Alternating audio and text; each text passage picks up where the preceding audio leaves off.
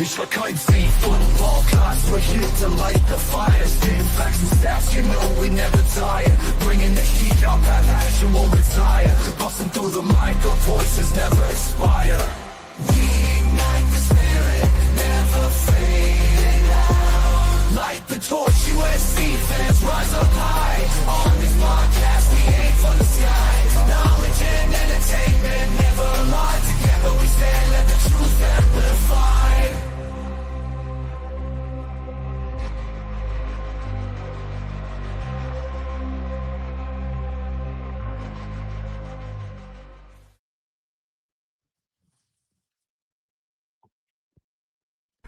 What's going on, Trojan fans? Welcome back to another live episode of the Light the Torch podcast.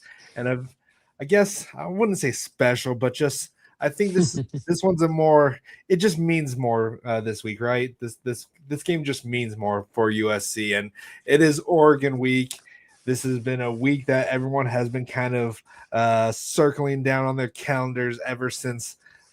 Certain things have gone or transpired since last season. So yeah, it's definitely a game that it. I know. Never mind. I'm not even going to say it because it's stupid trolls from Oregon. But let's go ahead and introduce the guys here, and we can go ahead and start talking about this horrible team that we're going to play against. So to my right, we got B Jones. How's it going, B Jones? All right, and of course, to the bottom right, we got Guns. How's it going, Guns? Doing good. Fight on. All right, and then, of course, underneath me, we got Raul. How's it going, Raul? It's going all right. And, yeah, I'm looking forward to this weekend. And you know how I feel about these damn cucks. But F these cucks. But, yeah, I'm excited. Oh, his daughter's near him, so you can't curse. I'm just kidding with you, but yeah. So why isn't no, you're right. That's why I kept it cool. I can't really curse right now. So. all right. So how are we feeling leading up to this week? So how are you feeling over there, B Jones? Like what's your vibe that you have going on over there going into this game? Feeling confident, man. The boys, I think they get it. They're feeling the same thing that we're feeling. They're ready to go take it to them, man, and go bring home the victory in Autzen Stadium. Yep. What about you, Guns? How you feeling? Honestly, yeah, we said this pre-show. I mean, I feel better in comparison to the Notre Dame game leading up to this game. So I feel pretty confident. All right. Bro, are you there, or are you doing some fatherly duties right now? He's probably doing some fatherly duties. That's fine. Yeah, I'm feeling good. I've been kind of watching these trolls in the background. Just a lot of our fans are kind of feeding into their trolling over here, but I'm so B Jones is one of them that is what is it called? Helping them with their engagement farming at this point, because that's all they're doing right now. They're just trying to get engagement, and they're definitely trying to troll fans here, but I'm just letting them talk their stuff right now. So I'm excited for this week. It's just funny because they're not good at it. No, they're not. They're horrible, man. They talk about what we didn't win the last 20 years, like as if they didn't won anything ever. Yeah, like what has Oregon ever done in their history? So, So, all right. So right now USC opens up as a 9.5-point underdog. So I would say it's a safe bet to put some money down on USC. I'm just kidding. I'm not the betting person, so you might not want to ask me on that here. But let's go ahead and get into this here. Let's go ahead and start with the offensive keys to victory for USC. So we'll start with B Jones. We need to get our tight ends involved in this game. And so that means our O-line has to do their best blocking, so we can use our tight ends this game. I think they're going to be the key to victory this game. Their linebackers are not the best in coverage. I think we can really expose that. On top of that, I think that Jacoby Lane is due for a huge game. They're going to put their best on Makai, of course, but their best is a freshman. going against the best wide receivers. I don't. We just have to play our game. Simply put, just play our game and maximize our opportunities. Take care of business. So, I mean, keep the offensive need to play our game. Yep. Yeah, and you might want to fix your microphone. You're cutting in and out a little bit, but for the most part, we understood what you were saying. So go ahead and go, Guns. Yeah. So my first note here is continue to stay balanced, but I definitely want to see us attack these young DBs they got. Look out for Jacoby Lane. I mean, that was something, right? B Jones just said. I think I agree with B Jones. I think it's gonna be a big game for Jacoby Lane. And then Jaden's running. Jaden's running is definitely going to be key as well in certain situations, especially towards the red zone. So those would be my keys to success. All right. Roll. You're on mute. I mean, my offensive keys to success or for victory would be, protect Jaden Maiava, let him do his thing, spread the ball, and at the same time establish the run game so we can open up the passing game. If we can do that, I think we'll have a fairly good easy game on Saturday. Obviously, it'll be a tough matchup, but we'll have what it takes to beat them. Yep, definitely. I pretty much echo what everyone else was saying, but definitely we got to stay balanced when it comes to this team. They're going to try to really take away Mekhi.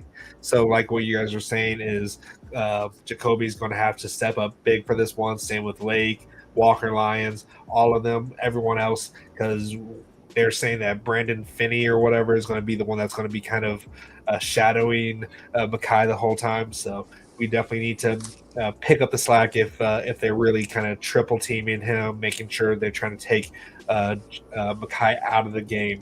But definitely make sure, like what Guns was saying, that get Jaden Daniel or not Daniels, Jaden go ahead and start running the ball because what's his name, Fernando Mendoza. He kind of really ran a little bit on them and got some good key first downs on them, and then kind of kept them really honest when it came to their passing and their running defense. So definitely go ahead and make sure that Jaden knows when to tuck the ball. But yep. Anything else? Anything you guys want to add for the keys to victory before we move on to the defensive side? And definitely chat, put in your thoughts on where you think that USC can exploit this defense. And then Jordan says, y'all better win or I will be greatly disappointed at. And at the end of the day, that's all that matters is what I think, right? Exactly. That's all we care about. Well, Jordan, you may be mad at us. We'll get into that later. All right, let's go ahead and jump onto the defensive side of the ball here. Let's see the defensive keys to victory here. Raul, go ahead and give us your defensive keys. For me, it's going to have to, apply pressure to Dante Moore. I mean, Oregon has a good running game. So if we can somewhat contain that, but I think the key is going to be to, make it very difficult for Dante Moore.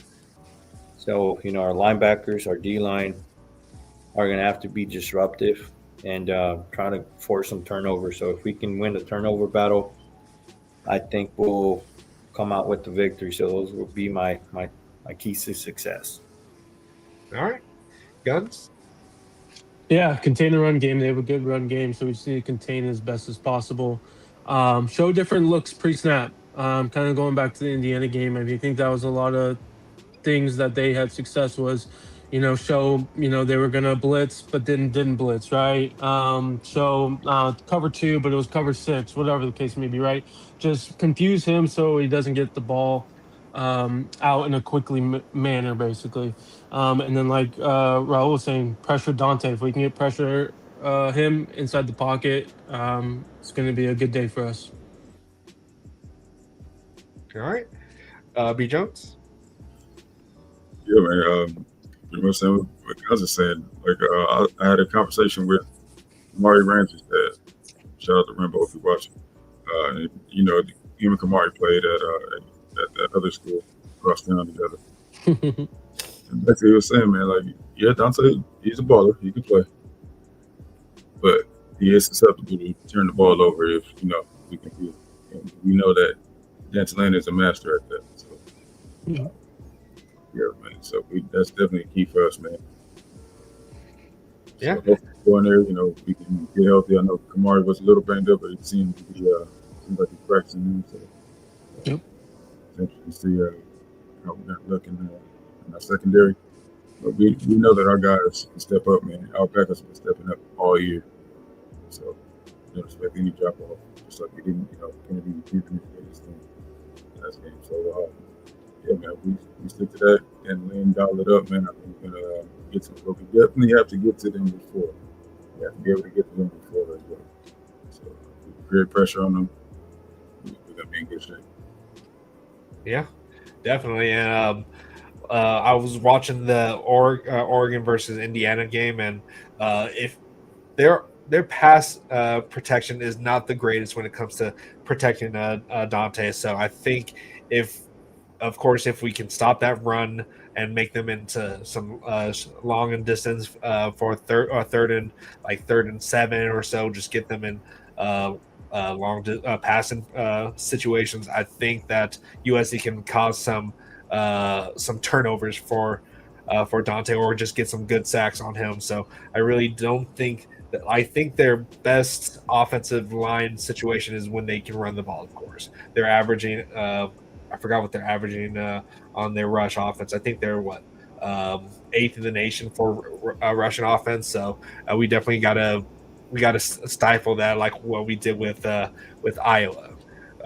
We can't start off slow like we did against Iowa, so we definitely got to really start from the very get go. I know we were kind of critical about that before. We can't have this Jekyll and Hyde kind of defense. We have to be Jackal the whole time, or is it Mr. Hyde? Whichever the ones that's the most.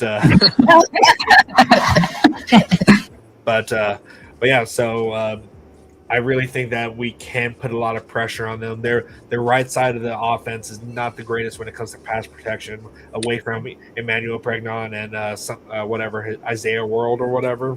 We got to exploit the right side of that offense. Oh, yeah. Anything else we want to say before we move on to the half here?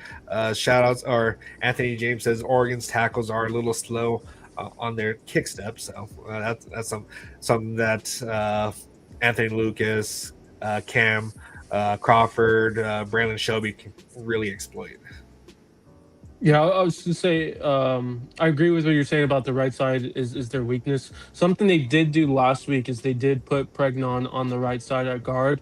So I wonder if that's something they're trying to even out in a way. But I still, at the end of the day, that right tackle is definitely the weak link of their offense. So. HR Picking Stuff has a kind of a matchup situation that he's going to be interested in. Emmanuel versus Jakeem, yeah. Bear versus Killian. This is going to be fun to watch, yeah. I hope Killian can kind of get his paws on Bear and put him down for a little bit for hibernation. Let's see what Austin says. Applying pressure has been a huge problem for us the last 6 weeks. We are under 2 sacks per game, 0 sacks, and 0 TFLs against Iowa. Iowa had a really good offensive line, though. So I think that probably could have been the best offensive line that we're going to see. But Oregon does have a good offensive line as well. Right. In Nebraska, they were getting the ball out quick. Yeah. Let's see. Josh is going to the game with his girls. Someone bail me out. I started a GoFundMe for Josh already. All right. Anything else before we move on to for the recruiting updates?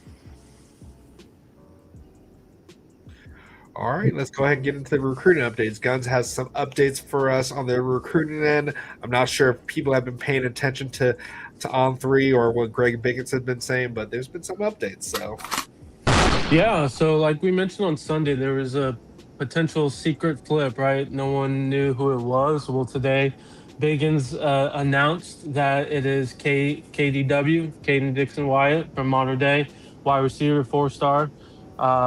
So he appears that we are definitely involved with him and the team to beat in terms of flipping him. Everyone thought in the past weeks and months that Oregon would be the team to flip him from Ohio State.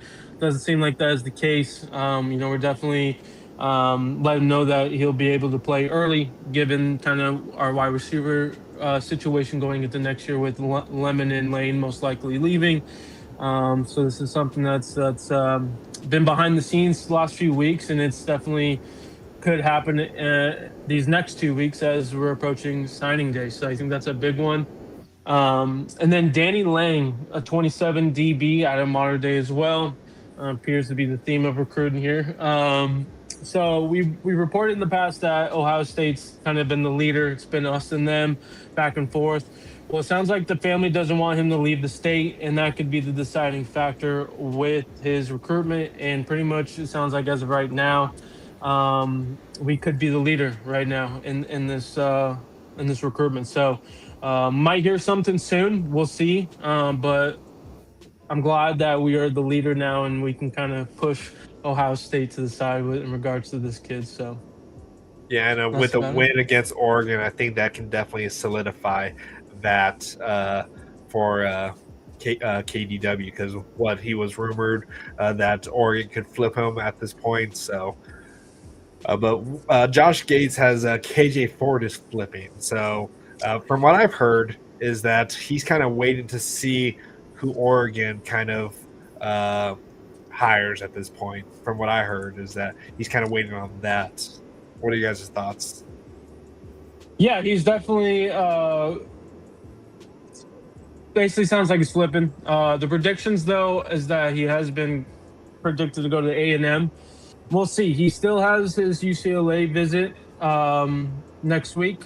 We'll see if that truly does happen. I think if it does happen, we're definitely involved. We can get him to flip. If that gets canceled, then I think it's tells us that obviously we're not involved, and Texas A&M has him. Yeah. Well, definitely if we can get KDW, that'd be definitely great for the recruiting aspect and also the California pipeline that we're trying to get over. What are we at right now for the California pipeline? I think, are we at 66%? Probably like in the 60s. I would say. Yeah, so. we're for Cali, we're at 62%. Yeah. Okay. And so that'll probably push us up to maybe 63, 64. So that'd be good. And then that'll be a big suck it to Ohio State because he's locked in with USC. Sorry, what's his name? James Jordan Kapler. Jordan, yeah. But sorry to our Ohio State resident here, but he's a California kid. We need him to stay here. Yeah. All right. Anything else before we move on to our final thoughts and predictions for this game? Yeah, so I'll just say that even after everything you just heard, right, you're still not done with 6 class. Just remember that was it. Well, I feel like because of how well this season has been going, it's definitely opened up more options for more recruiting options when it comes to probably the teams that were kind of waiting to see how, or the players who were waiting to see how USC was going to do this season. And the fact that we've had some of these key victories against Michigan, against Iowa, and soon to be Oregon, that's definitely they're kind of like, okay, this is legit situation for USC. Yep. And none of this happens if Lincoln Riley is not there. So let's be clear about that.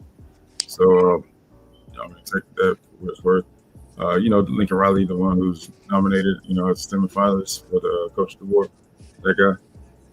Yeah, so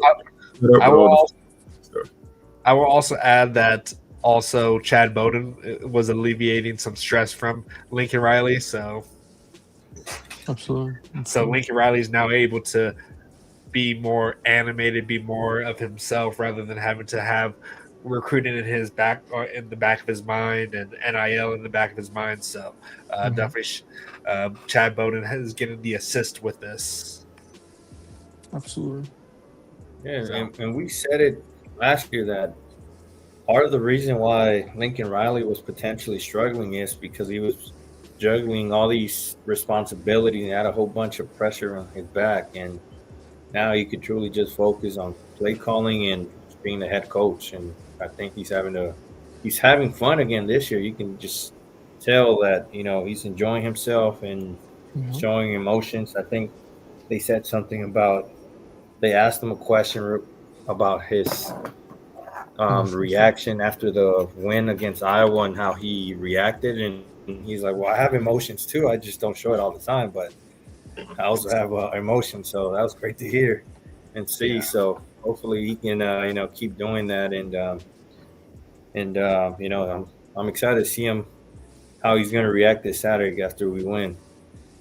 Yeah. Lincoln Riley definitely is having a lot more swagger to his step at this point. Like, seeing some of his interviews with the backwards cap or whatever, you can definitely like that wasn't Lincoln Riley from 2022. Like he was all business, and like you could tell he's been making the comments like he's happy with the team that he's trusting to win this to play with and all that stuff. So he's buying it. He's excited with this team that he has right now.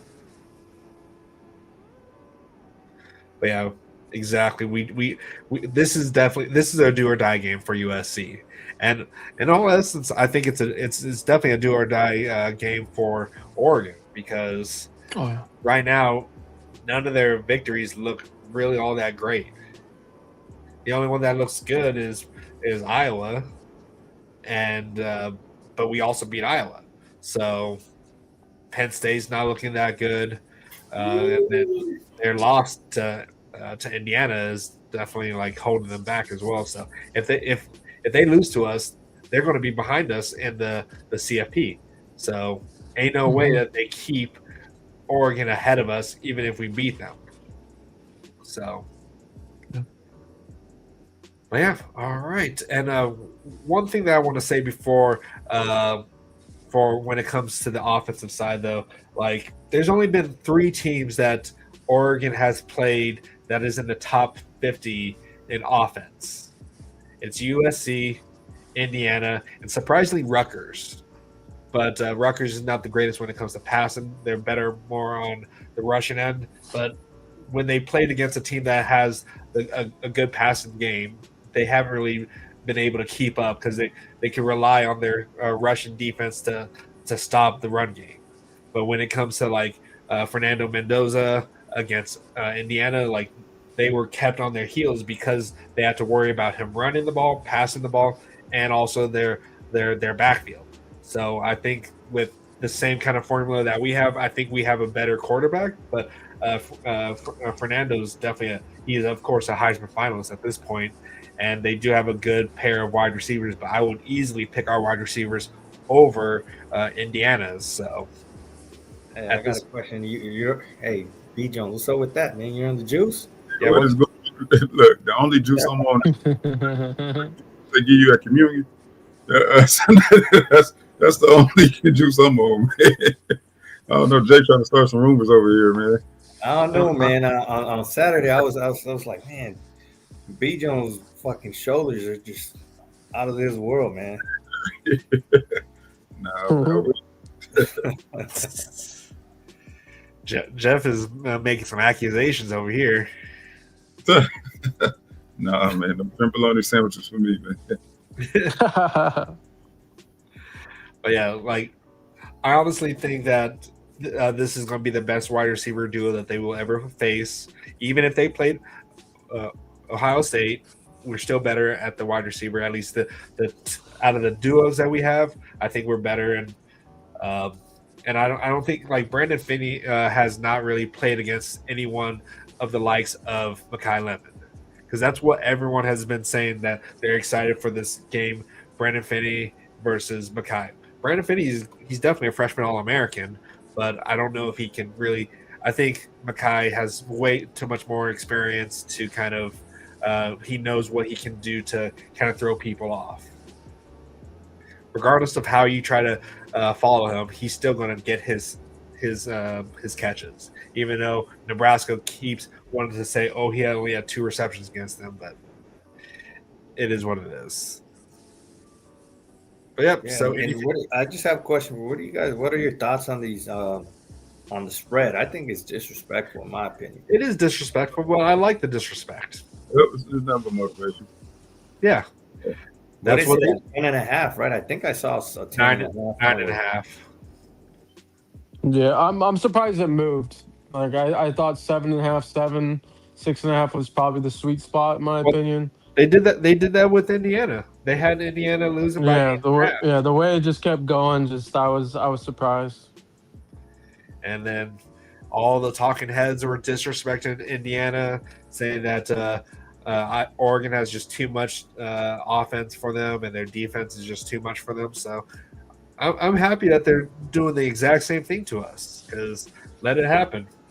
And like you said earlier, it's going to be a playoff elimination game for both teams, even though Oregon only has 1 loss. The people are saying that USC is on the fence in terms of they get in or not, even if we win out. If we win out, there's no way you can justify putting Oregon over us.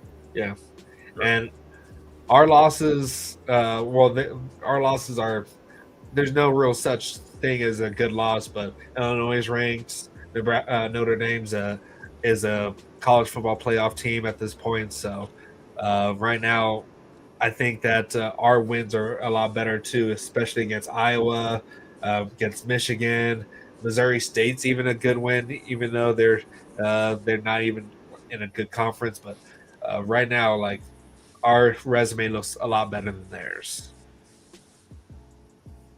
But all right, let's go ahead and move on to our final thoughts, predictions, and MVPs. So let's go ahead and start with Guns. Yeah, so for just my final thoughts, again, this game's going to be back and forth. I think both offenses are going to push the ball, vertically and get some points on the board for the most part. Final score, I have 34-31 Trojans. Game-winning stop is how we win this game. Defense steps up and gets the stop. MVP's offense, kind of said on my offensive keys, Jacoby Lane is going to be my offensive MVP. Defense, we're going to do Desmond Stevens as defense. All right. And real quick, Austin, Missouri State, they're 7-3, okay? They're doing a lot better than a lot of people thought they would. So I'm counting that right now. Like, we're the only team that's actually blown them out. So other than that, they've been doing fairly good. So props to them. That's all I want to say. But all right, Raul, give us your final thoughts and predictions. Final thoughts, like Gunn said, it's going to be a tough competitive game. As much as I want USC to blow them out, Oregon's a good team, but I like I've mentioned in the past, Dan Lanning seems to choke on big games. I don't know why he gets so much love. He hasn't really won a big game like that, aside from last year winning the Big Ten championship game, but it was against Penn State, so that should have a asterisk, right? If I'm not mistaken, it was Penn State. Yep. So I think they were overrated last year. And he's lost big games this year. So I don't think this is going to be an exception. I think he'll end up taking the loss. And MVPs, I'm going to go with Jaden Maiava. On the offensive side, defensive side, I'm going to go with Anthony Lucas. And final score prediction, I'm going to go 38-31 USC. Okay, Full touchdown. All right. B. Jones. Yeah, I'm start with my final score prediction. So close to I had 37, 30. We can hardly hear you right now. You're still kind of having some issues. StreamYard count your days. Is that better? Yeah, way better. Okay. So it's a 31-37 Trojans. And I'm going to go with, on defensive side of the ball, I'm going with my guy I've been rolling with all season, man. And that's CP, Christen Pearson. So offensive side of the ball, I'm going to go Jaden, man.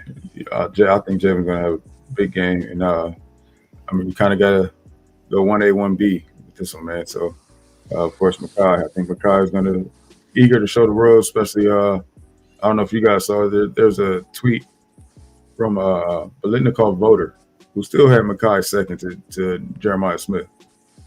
And I asked him to justify it, you know what I mean? Because it just don't make sense. And everybody in the comments said the same thing. So, I think Makai's going to be eager to prove, even though I know that's not his main focus, but it gives him a little motivation. All right. Yeah, I think for that, I think they just go based off his measurables, and he does have more touchdowns, but only by 2. But Makai still leads the Big Ten in passing or receptions, yards. So I just don't get it. But it is what it is. So I guess I'll do what B. Jones started off with, going with the score. I will go 38 to 34. It's going to be a close one. But I'm going to say that the MVP is going to be Ryan Sierra. Ryan's going to be nailing some long field goals for us, or just some key field goals for us to put us ahead and keep us ahead against Oregon. So I kind of wanted to go with 38-35 with a walk-off field goal, like what I think Anthony James was saying right here.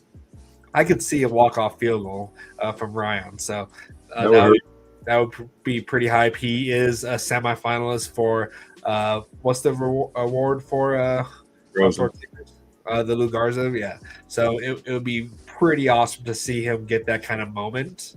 So I can definitely see that. So that's why I'm giving Ryan kind of the MVP, because he's been pretty clutch for us. He's getting the kickoff. He's having a lot of touchbacks, some clutch field goals for us that are keeping us in games. So I'm definitely giving that to him. And for defense, this one's going to be rough. I kind of want to give it to an edge rusher here. I want to give it to Anthony Lucas. We're going to need him to be able to set the edge, both on passing and on rushing, because they're going to try to kick it outside. That's what we got burned on last game. It was kind of those outside runs. So the edge is going to have to really stay focused and stay disciplined on the corner. So I'm going to give it to Anthony Lucas for this. So, but yeah, those are my picks for that. And let's see what the chat has been saying here. I've been starring some of them here. So Anthony James says 31-28 Ryan Siri walk-off field goal. Let's hear. Josh Gates says King Miller MVP on offense and CP for defense, just like B. Jones.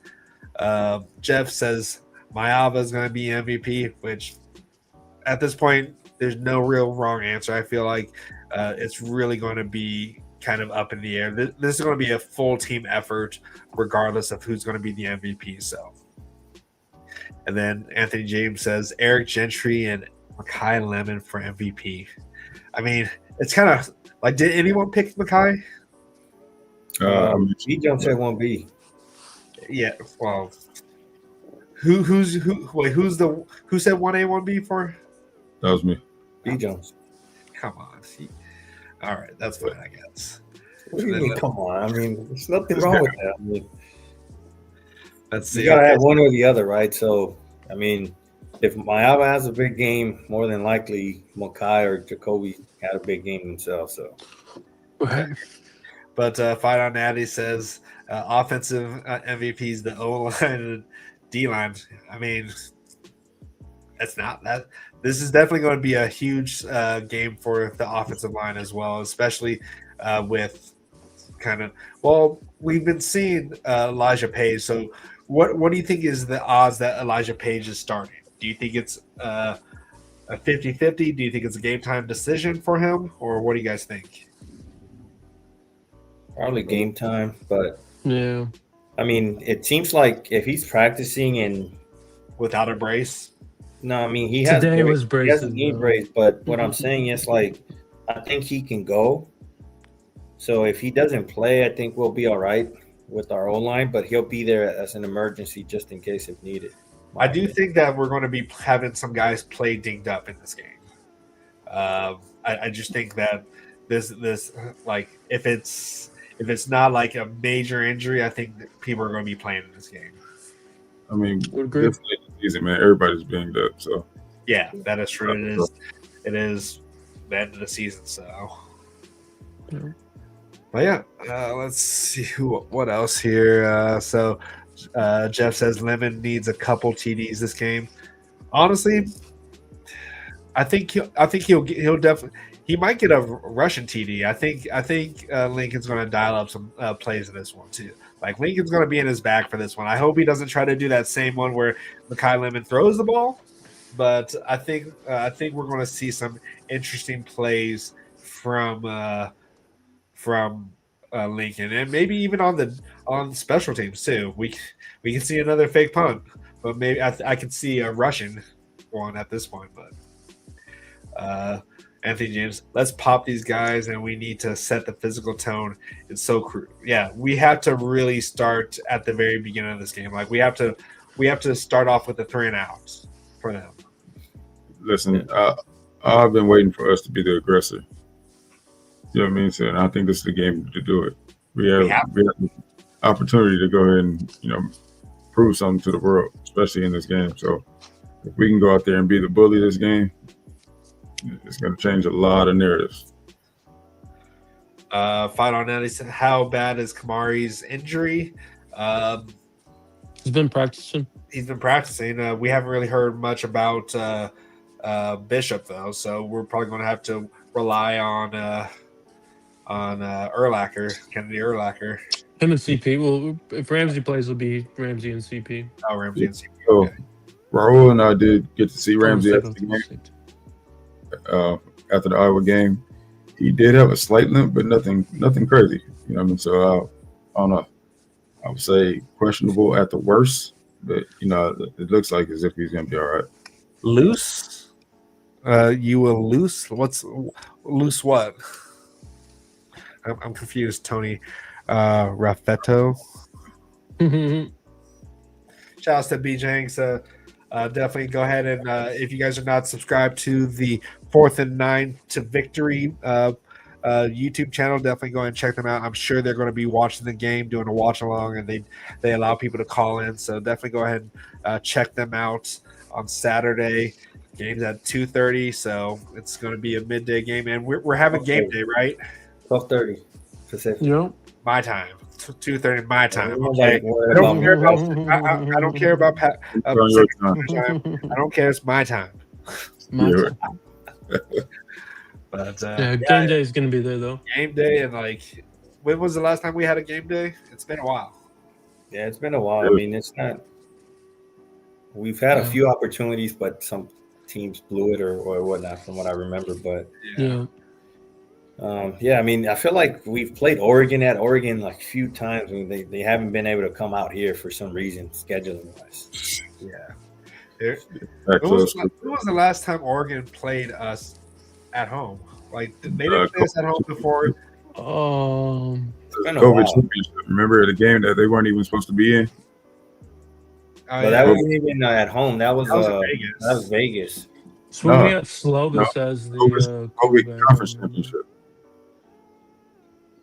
Was it? We're supposed to be playing Washington, and then the Pac-12 did some weird stuff, and then somehow put Oregon in the game. Was But that was Oh, at Vegas. yeah. That wasn't here at the Coliseum. No, it was at the Coliseum, bro.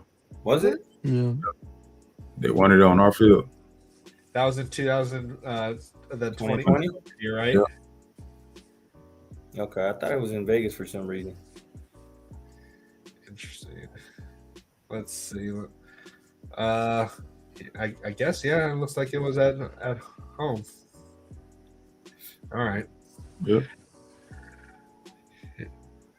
The Keaton Slovis was the QB. Yeah. Yeah, that was the last time. Yeah. All right. Well, anything else before we move into the best our best segments? We're gonna open it up to the chat too, right? After. Well, I mean, we can open it up. Let's do the CFP picks real quick, and then we can open up afterwards. Let's just get it out of the way here. So, fourth quarter college football picks. Guns, go ahead and take it away here. Yeah, guys, week 13 of picks. Just a quick update. I am up by 7 wins. Raul is in second by 9 wins. B. Jones is in third by 1, and BC is in last. So BC was 2 behind, so he did gain 1. So we'll see after this week what happens. All right, but let's get into these Big Ten games. First one is Rutgers at Ohio State. Anybody gonna pick Rutgers? No. Nope. Okay. Perfect. Next one here is a good one. Minnesota at Northwestern. Northwestern is the favorite. I'm going to go Northwestern here. BC, who do you like? I'll go with Northwestern too. I think they have a better defense, so we'll go with Northwestern. Okay. B. Jones? You said it's Northwestern and who? I'm sorry. It's at Northwestern in Minnesota. Oh, At yeah. Northwestern, yep. At Northwestern. Yeah, I'm going to roll at Northwestern too. Okay. And Raul? Yeah, Northwestern as well. Okay, perfect. Next game is Michigan State at Iowa. Anybody going to pick Michigan State? Nope. No. Okay, perfect. Get that going. All right, next one here is Michigan at Maryland. Anybody going to pick Michigan? Or Maryland, sorry. Apologies. No. Thanks. We want Michigan to actually win out. That's correct. All right, here's a good one. Nebraska at Penn State. Penn State is the favorite. And I gotta go Penn State here. I agree with the line and all that. Penn State. B. Jones, who do you like? Where's that again? At Penn State. It's at Penn State, yeah. They snapped their 6-game losing streak just recently. Is LR playing? No, he's out for the season. They have a freshman playing right now. Both have freshmen playing. Yeah. You know what? I'm going Nebraska. All right, there we go. All right, BC. This one's a rough one. Like, I don't know why they're still picking Penn State because I know they're at home, but I like the running game for Nebraska, so I'm going to go with Nebraska as well. Okay, and Raul? I'm going to go Penn State. Who won Nebraska? What? I'm going Penn State, but who took Nebraska? Me and B. Jones. Damn. All right. You're going Penn State? Yeah. All right, perfect. Sounds good. All right, next one here is Illinois at Wisconsin. I'm just going to mention it. Is anybody going to take Wisconsin? Nah. All right, perfect. And then lastly is Washington at UCLA. Anybody going to take Little Brothers? Nope. All right, perfect. Let's get into these non-Big Ten games, and let's start with the first one here. B. Jones's favorite conference, Hawaii at UNLV. UNLV is the favorite at home. This is a Friday game. I love Hawaii, guys, so I'm going to go Hawaii here. BC, you're UNLV. yes. Yeah, I know. This is a tough one. People in Vegas might not like me after this week. So, BC, who do you like? Let's go with Last Chance U. All right. B. Jones? Oh, man. Last Chance U has been killing me lately, but yeah, I'm still rolling with him, man. Give me Last Chance U. All right. And Raul? I'm going UNLV. UNLV. All right. Next game here is Florida State at NC State. Another Friday game. Florida State is the favorite. Got to go with Florida State. B Jones, who you like? Yeah, I'm rolling with you, man. Florida State. All right. BC. Florida State. All right. And Raul.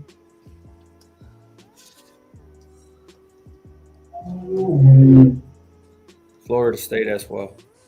All right. Perfect. Next one here is Mizzou at Oklahoma. Oklahoma is the favorite. Got to go with Oklahoma. BC, who do you like? I kind of want Oklahoma to lose, though. Yeah. I'll just go with. I'll be safe this one. I'll go with Oklahoma. All right. V Jones. Oklahoma. Okay. And Raul. The bitches in the Midwest. All right. Perfect. Both in the Midwest. All right, next one here is Louisville at SMU. SMU is the favorite, and I'm going to be going with SMU here. B Jones, who do you like? Said Miller Moss and SNU.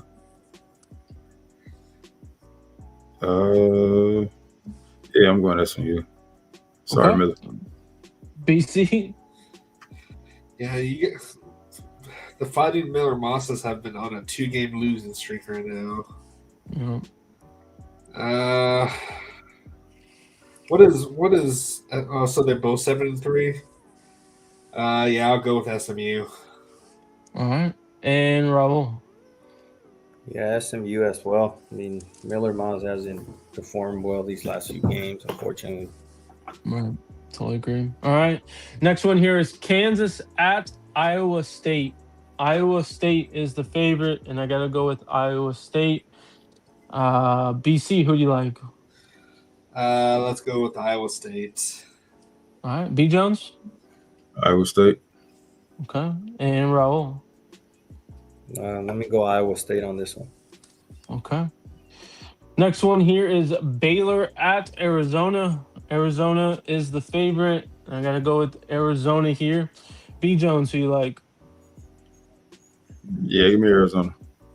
All right, BC. Wildcats. All right, and Raul. Arizona as well. Okay, perfect. All right, well, back to B Jones's favorite conference, Nevada at Wyoming. Wyoming is the favorite. I gotta go with Wyoming. BC, who do you like? Yeah, I'm staying safe, Wyoming. B Jones. Well, you know who I'm not going with, so Wyoming. All right, and Raul. Wyoming as well. All right, perfect. Next one here is a big time rivalry, more for basketball. Duke at North Carolina. Duke is the favorite here, and I gotta go Duke here. B Jones, who you like? I'm going with Duke too. All right, BC. Duke. All right, and Raul. Duke as well. Okay. Next one here is a tight one. TCU at Houston. Houston is the favorite here, but I'm going to go TCU here. BC, who do you like? Houston. All right, there we go. And B Jones? You know, I'm going to go Houston. Houston, okay. And Raul? I wanted to go TCU, but I'm going to go Houston. All right. Okay, all right. All right, I like it. All right, next one here is Pitt at Georgia Tech. Georgia Tech is the favorite, and I got to go with Georgia Tech here. B Jones, who you like? That's actually going to be a pretty good game, bro. I'm going to go with Georgia Tech. That's absolutely. All right, BC? Let's go with Haynes Kane. All right, and Raul.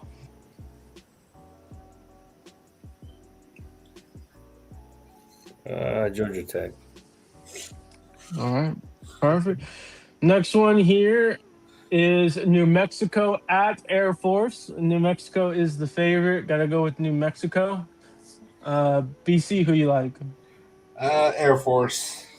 Okay, all right. B Jones. Hey, I'm gonna go Air Force too, BC. Oh, I like that strategy. All right. And Raul, who you like? I'm gonna go New Mexico. All right. All right. Next one here is Tennessee at Florida. Tennessee's the favorite. Got to go with Tennessee. B Jones, who you like? Tennessee. All right. BC. Hasn't Tennessee not beaten Florida at Florida in a long time or something? I'm not exactly sure, to be honest, but I think that's the situation, but we'll give it to the Fighting Josh Heupels. okay. And Raul. Tennessee as well. Okay. All right. Next one here is the former Pac-12 teams. Cal at Stanford. Ooh. Cal is the favorite. Got to go with Cal here. BC, who you like? Cal. JKS. All right. B Jones. Yeah, I'm roll Cal too. Okay. And Raul. I'm gonna go Stanford on this one. All right. All right. I like it. All right. Next one here. We got three more. BYU at Cincinnati. BYU is the favorite, and I got to go with BYU here. B Jones, who you like? Yeah, let's go BYU. Okay. BC? Real quick, looks like someone's a little late here, Christen. Like, where have you been, huh? You've been. I made an extra effort to start on time, and you were nowhere to be found. Appreciate the $5 dono. What's good, fellas? Fight on, beat the Quacks, and definitely go ahead and I already plugged his channel already before, but that's Kristen's channel. Fourth and nine to victory is his channel, so definitely give a subscription to them. Yeah, find the link in the description. Find the link in the description. Yes, exactly. And who? What are we talking about? BYU and who? And Cincinnati. Who do you like, sir? Ooh, where is it at? At Cincinnati. Ooh, BYU is the favorite. Yep. yeah, I'll go with BYU. All right. Raul? I'm gonna go Cincy. All right. I like it. Raul's making his push. All right. Last two here. Arizona State at Colorado. Arizona State is the favorite, and got to go with Arizona State. BC, who do you like? Well, Sam Levitt's out, right? Because he's transferring. Yep. Jeff Sims. Yep. Jeff Sims has been playing. And Jordan Tyson's out too. Their wide receiver. Interesting. Am I gonna do this? Am I gonna go with Colorado? Sounds like it. Am I gonna do it? Do it. Yeah, let's go with CU. I might message you after this. No worries. B Jones. ASU. All right, and roll. Arizona State. Okay. And then lastly, always got to finish with B Jones's favorite conference, Utah State at Fresno State. Fresno State is the favorite. And I got to go with our good friend Ents here, Fresno State. B Jones, who you like? Yep. Give me Matt Ents too, man. All right. BC? Matt Ents is having a good season, kind of 7-3. So, I'll go ahead and go with the Fighting Matt Ents. All right, and Raul. I forget. He's going to choose Utah State. Yeah, Fresno State, perfect. Get- All right. Get Matt Ents. No, Utah State. Oh, you said Utah? Yeah, Utah State. Okay. Yeah, he has a Okay. vendetta against Matt Ents. Okay, no worries, understood. I mean, he's got to make the push, so I like it too. I like it. So either I'm gonna get closer to you guns, or I'm gonna be way out of it. Right, exactly. All right, guys. Well, that is our week 13. Tune in obviously Sunday to find out who wins. All right, who wants to join? Who wants to jump in here and talk some smack? Keep it PG since we've kept it PG this whole time. Might as well keep it going this whole time. So if you're going to jump in and just bleep yourself or whatever. My daughter's next to me, so I can't really go crazy. Yeah, and I got in trouble for cursing. Yeah, man, y'all was tripping. Someone yelled or someone DM'd Guns and got mad at me, even though Raul cursed first. Well, you didn't say who, but you were the one who had a whole segment of. Yeah, because you guys are the ones that made me feel bad about it. I never said anything. You said I threw you under the bus, though, Raul? Yeah, he threw me under the bus, right? Yeah, Raul did it too. Right? No, not even two. First. You did. Did you not do it first? Where's the lie? Yeah, but you don't have to say it. Well, because Guns was like, I blame BC in the chat, so you know what? I gotta stick up for myself. Well, stick up with Guns. Don't put me in this. All right, so we'll leave it open for about 5 minutes. If no one jumps in within 5 minutes, we'll go ahead and close out the show. But yeah, it's been a very interesting week when it comes to USC Twitter. People are falling for the rage bait that's been set out by Horgan fans. So I was talking to Paulie the other day. I was talking to Paulie regarding that picture. Which picture? The one that B Jones posted on the Light the Torch. Yeah, we're not going to talk about that one. No, but then he should have said, "Oh, you should have put while you sit on the corner watching." Yeah, man. That would have been perfect, actually. While we're waiting, I guess we could talk about some of the players who kind of moved up in ranking, I guess. Yeah, I mean, that, and then just key matchups that you guys are excited to watch this game. Oh, we got our buddy Josh Gates in here. What's going on, Josh? What up, guys? How are you guys? Get him our Oh, nice. We're just chilling over here, cooking some food and everything. I just want to give a shout out to man. Listen, I know we maybe out Kamari and Fitzgerald, but Kennedy Urlacher and Christian Pierce look good. So, and they're both downhill guys, man.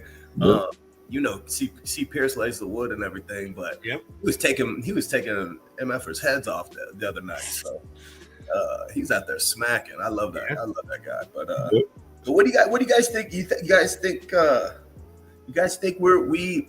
Because when they left the game, when Kamari and Fitzgerald left the game, it just didn't seem like the safety play went down at whatsoever.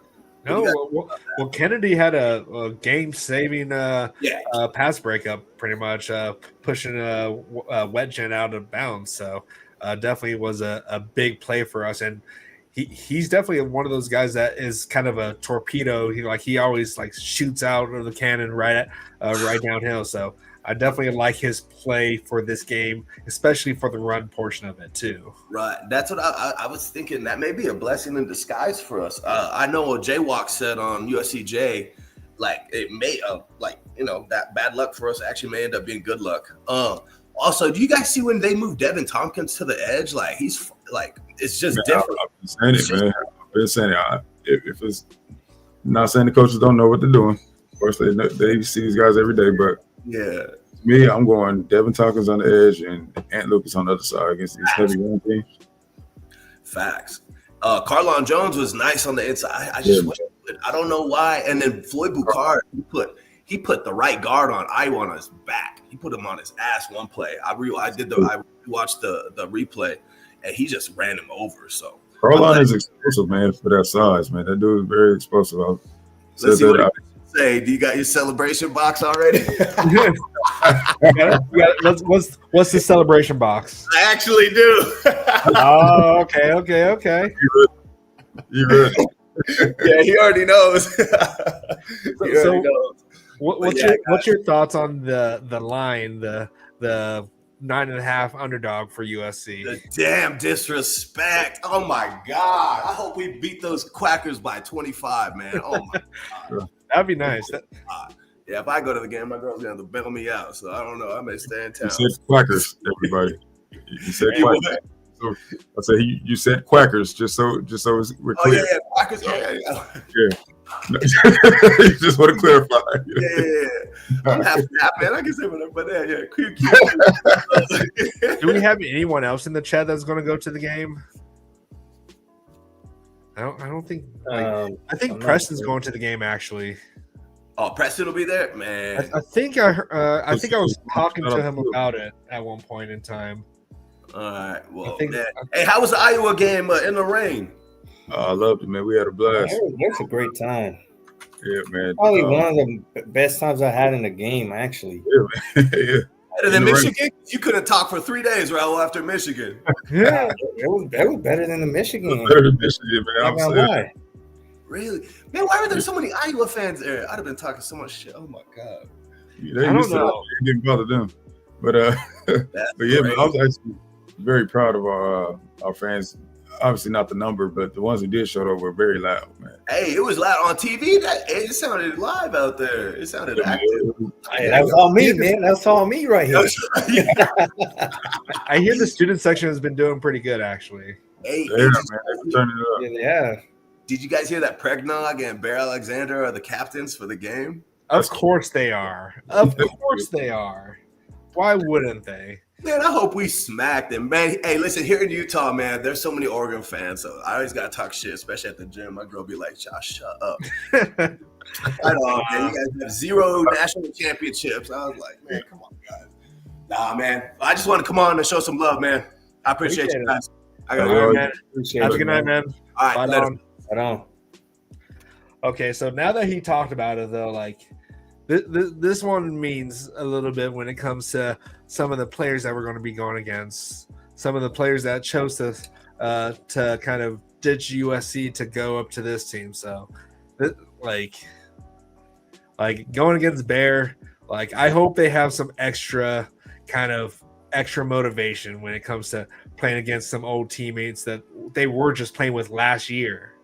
So I think there's going to be some motivation to kind of embarrass maybe a few of their their friends, I guess. Like I'm sure they're still friends with them or whatever, which no shame in that. So I'm not going to fault them for being friends with them and whatever. But I hope there's a little bit of animosity and maybe some texting back and forth for this game. So especially now the fact that we know that they're going to be a captain for this game. Yeah, they can be homies after the game. Yeah, they can be homies after we smash them. All right, we got our boy Christen over here. What's going on, Christen? What's good, fellas? What y'all do with Gunner? Now, see, for this, like he has a setup that makes it so his audio doesn't cut out. So we have to do it a certain way so he doesn't have to have those kind of audio issues. So he doesn't go on camera for this. Is he on? Yeah, he's on. Guns, you can hear me?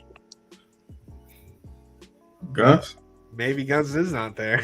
I don't know. Guns NCAA, man. Guns. Oh, he's there. It doesn't look like his other accounts online. So maybe he's somewhere. Maybe he knew you were coming on, Christen, because you were probably going to talk some smack about his Steelers or something. Yeah, I was hopping on to say boat up. He can't run forever. Now, but B, so defensively, the last couple of games, we struggled again and made adjustments. And watching it live, I was saying, well, I don't see anything schematically that's changed or that's different from the first half, second half. But I went back and watched those games again to look more in detail. So there is an adjustment being made.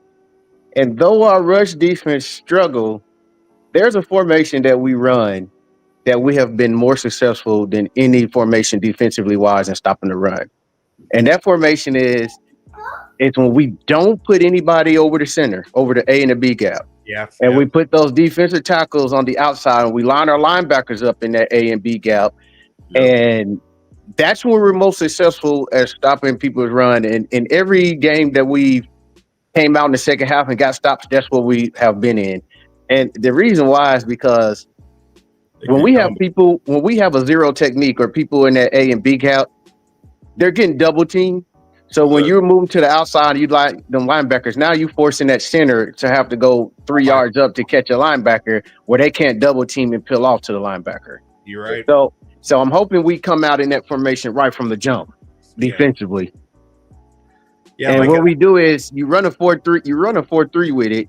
You put Stevenson and what's number 31 in those gaps, and you use Gentry as a queen, like in chess. You can blitz him. You can match him up on Sadiq, their tight end, because he's going to be our best option at linebacker in covering that guy. Sadiq, you can blitz him. You can move him around. You can do those things.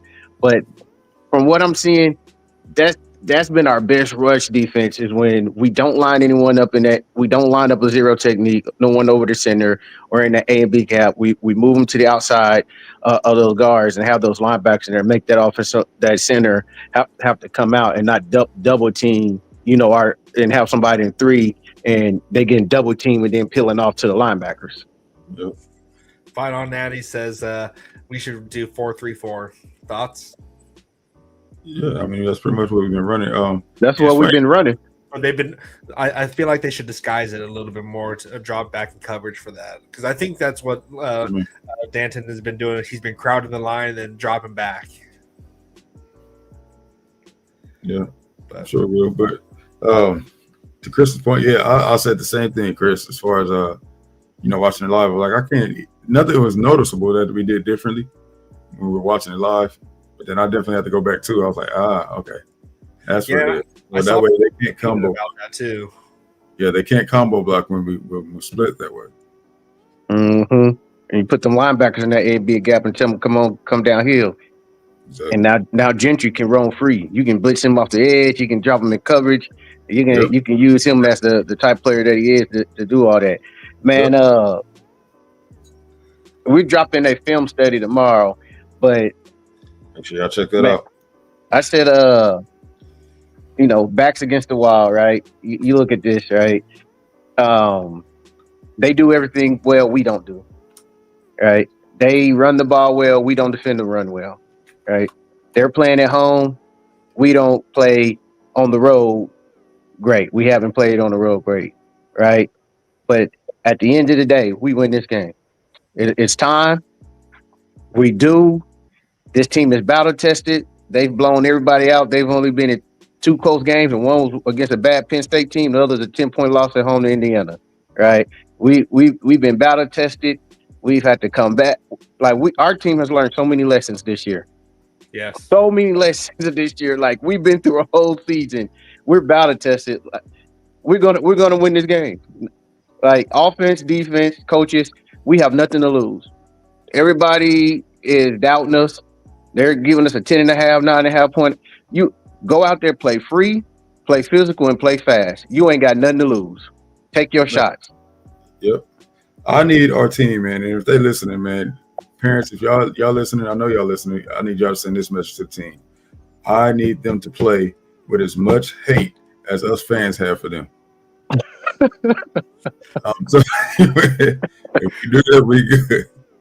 That's what I need. They need to channel the inner Raul.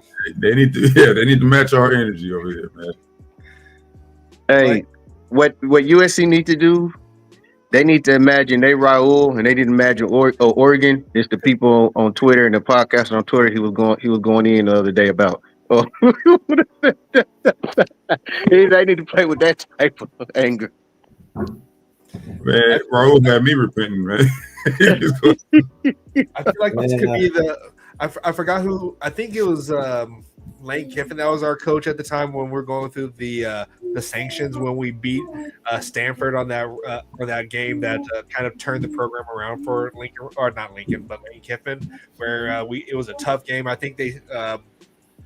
It wasn't Andrew Luck at the time, but it was a really hard fought game, and we were not given any chance against Stanford, and we ended up pulling off that win. Or even the one against when we beat Washington when we had St. Bernard. I think it's going to be kind of like one of those game setting one of those games for us that we're going to pull off the upsets.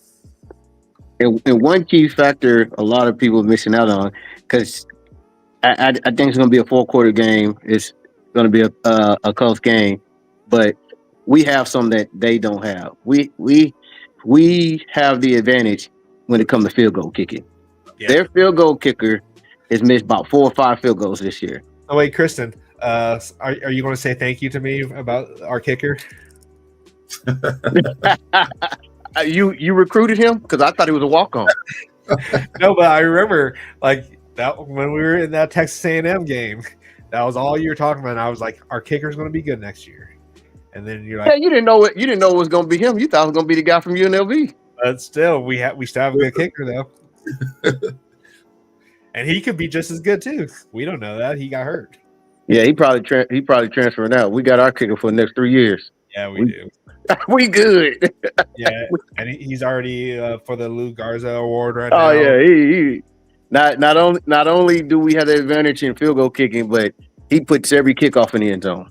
Exactly. We haven't had that in a long time too. Like it's been a while. I think we should call him the mailman. He's our field goal kicker for like Eddie Chapitsky for us. Like we can always count on him. Like Eddie Chapitsky was really good for punts, but Ryan's been killing it for us on the kickoffs and field goals. So, yeah. Christen, give us your MVPs for both offense and defense, and your score prediction. Who I think gonna be you talking about for this upcoming game? Yes, give us who you think is going to be the offensive MVP and defense, and then your score prediction. Defensively, I'm going to say Eric Gentry. Why he's due? We haven't really heard a big game from Gentry since the Illinois, but in this type of game, I feel like he's due, and it's going to come down to a big time play where he punched the ball out or a batted pass. Not only that, I expect Lynn to play the defense to stop the run, like I was just saying, right, where we don't have anyone over the A or B gap, but the linebackers let him roam free. Dante Moore tends to struggle when he's pressured, right?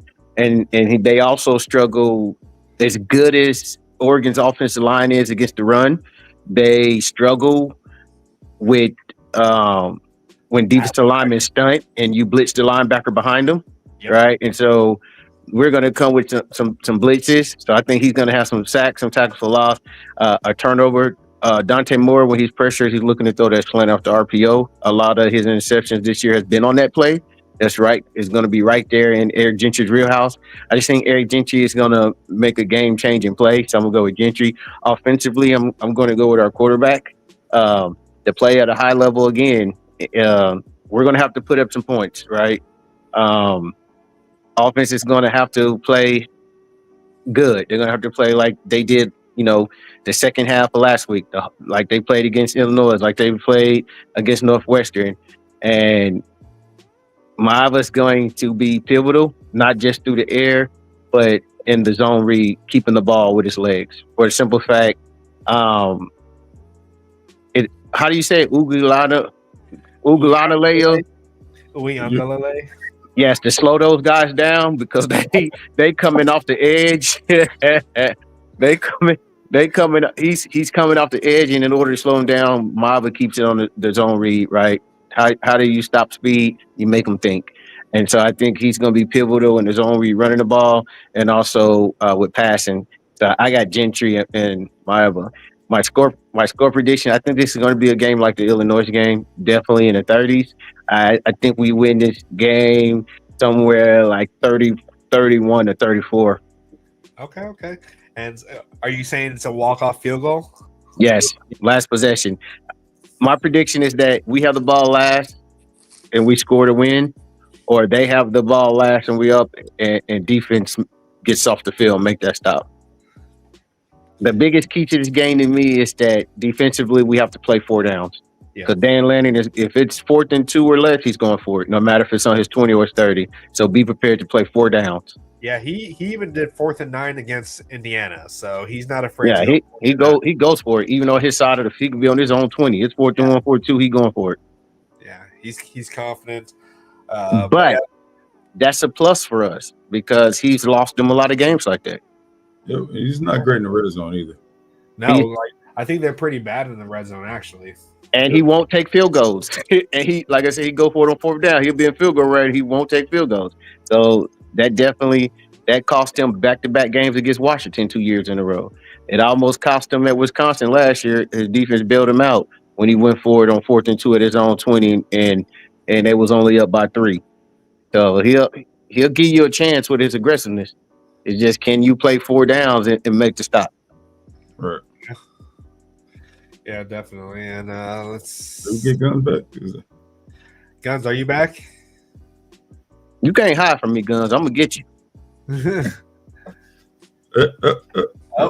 I'm back. I'm back. Guns. What's up, Rag? Hey, bolt down, brother. Bolt down. Bolt up. Don't try to beat me, Philly. Well, Guns, your defense did good for me last week, so Yeah, gonna need another one, another performance. We got the Bears. all right. I think we're going to go ahead and call that a show, guys. Appreciate everyone that showed up. We have 78 people on the watching the show, so go ahead and like, subscribe, do all that good stuff. Definitely check out Fourth and 9 to Victory, Christen and B Jenks' show. They always. Are you gonna do sorry to interrupt, Blackiechainz, but Christen, are you gonna do a live viewing? Yep, always. We live every game. Yeah, they watch it. You guys take call-ins, right? Yep. So yeah, definitely if you want to go ahead and do a watch along with them, definitely go ahead and check them out. And he's going to do his breakdown tomorrow. So definitely go ahead and give them a shout out. But yeah, we're going to go ahead and get out of here. We'll be back on Victory Sunday when USC beats Oregon.